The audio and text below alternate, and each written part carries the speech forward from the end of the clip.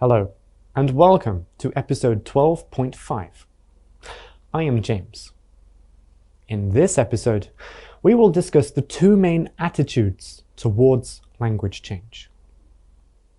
If a debate on language change becomes heated and emotional, it is likely that the debaters hold two different attitudes to the study of language. One will be a prescriptivist, whereas the other is a descriptivist. Prescriptivists propose a set of rules that speakers must use in order to use the language correctly and properly. In other words, they prescribe or propose that the language must be used in a specific way, which in our case means using standard English. The consequence of this is that prescriptivists believe that non-standard varieties of English are incorrect and low quality. So they criticize versions of English which break these rules. On the other hand, descriptivists do not state which rules should be used, or that one version of English is correct and better than other versions. Instead, they believe that all versions of English are equally acceptable. In other words, descriptivists simply describe or observe how English is used, without making subjective judgments about how it should be used.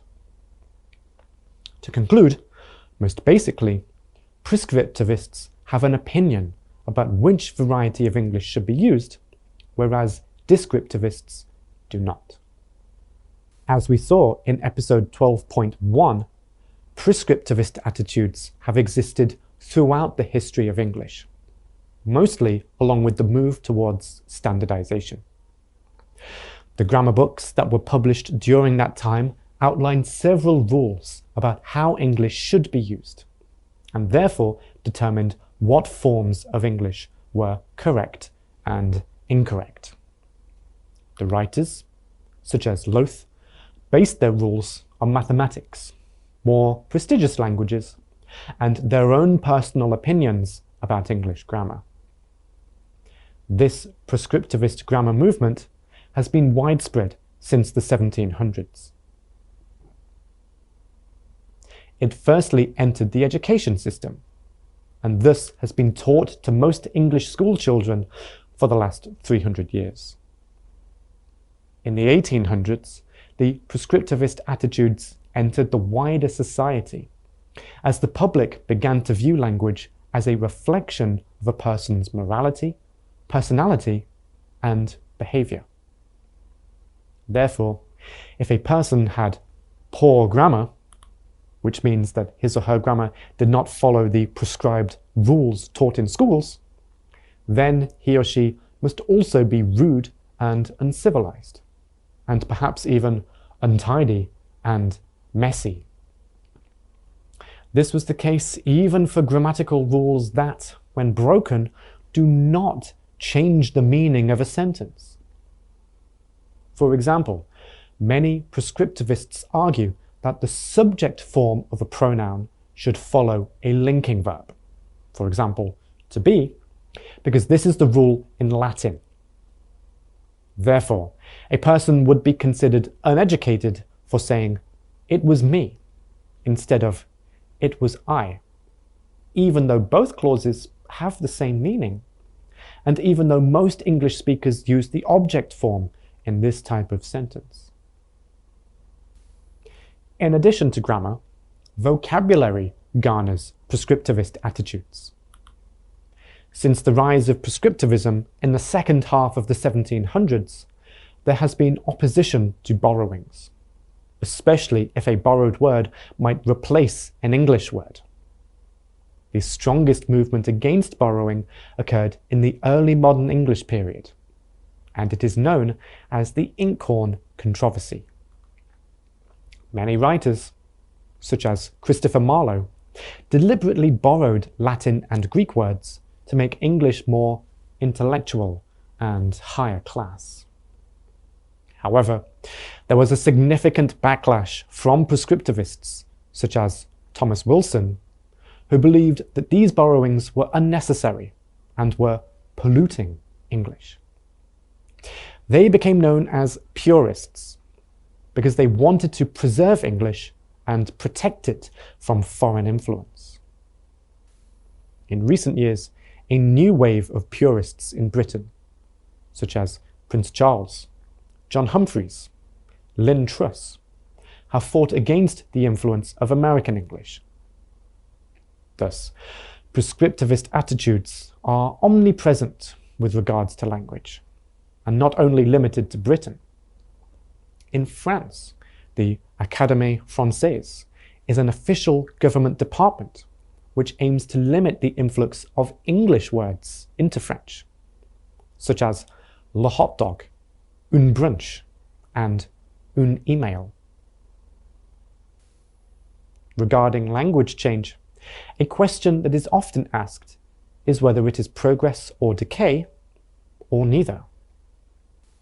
A prescriptivist would argue that their approved variety of English must be decaying if it changes from their established rules, because their preferred variety of English is the best form in their eyes. Whenever someone uses a double negative in an essay or an official document, prescriptivists use this to fearmonger that standards in society generally are falling, and that we are all becoming uncivilized and vulgar. Prescriptivists therefore believe that this inevitable decline must be stopped through education, social campaigns, and government policies. This raises the question of whether language change can be stopped, slowed down, or influenced at all. Prescriptivists believe it can, and there are a few successful examples of prescriptivist pressure influencing language change. Do you remember Eliza's London accent in My Fair Lady? She never pronounced the H at the start of words. Thus she pronounced happy as appy. This H dropping was increasingly common in the 1800s, but societal pressure from prescriptivists to keep the H sound stopped it from disappearing.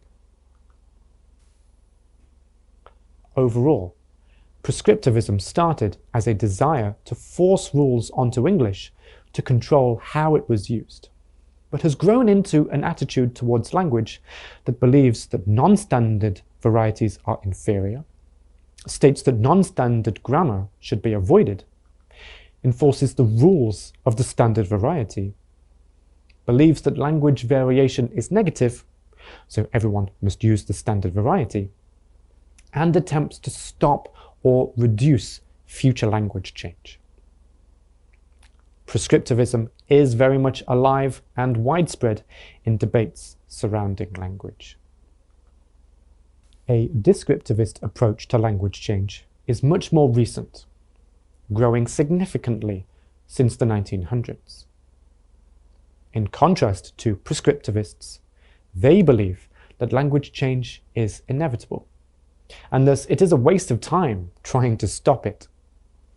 They feel that languages are far too complex and widespread to be controllable, and in fact that prescriptivist attitudes can be dangerous if someone is discriminated against for not using standard English.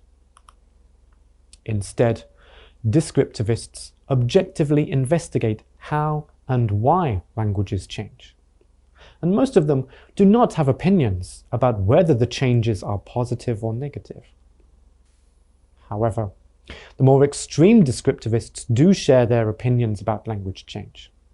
They argue that all change is progress. To support this, they use theories such as the principle of least effort to claim that any change must be to become more efficient and regular. Nevertheless, most descriptivists feel that language change cannot be perceived as either positive or negative. In other words, it is simply change, sometimes for the better and sometimes for the worse. They believe that it is best to think of language as a tool whose purpose is to serve the needs of its users. Each generation of language users has different needs for their language, so languages naturally adapt to suit each generation's unique requirements. If we put these two attitudes on a scale of 1, extreme prescriptivist, to 10, extreme descriptivist, then most linguists are probably 8.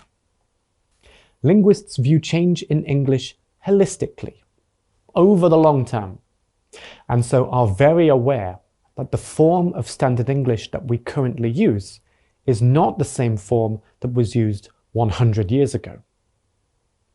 The prescriptivist view is understandable. We all want to hold on to the form of language that we are familiar with, and it is natural to be skeptical of change.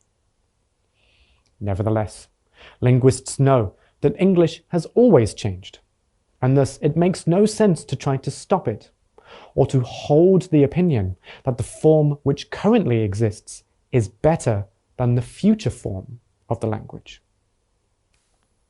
Despite this, the reason that most linguists are not a 10 is because there are obviously some benefits of a prescriptivist attitude to language. For example, it allows us to set one variety of English as the standard variety, which allows us to decide what is grammatical and ungrammatical, what is formal and informal, and what is appropriate and inappropriate.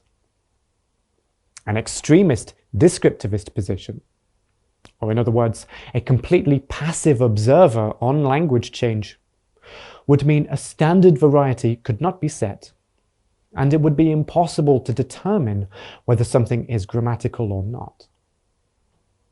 For example, there are obvious disadvantages to using non-standard English in formal situations, such as in school or at work. In this sense, a prescriptive approach, that following the rules of the standard form allows all its users to understand each other, has advantages. We will conclude our discussion of language change in the next episode. Now, here are 2 questions for you to think about.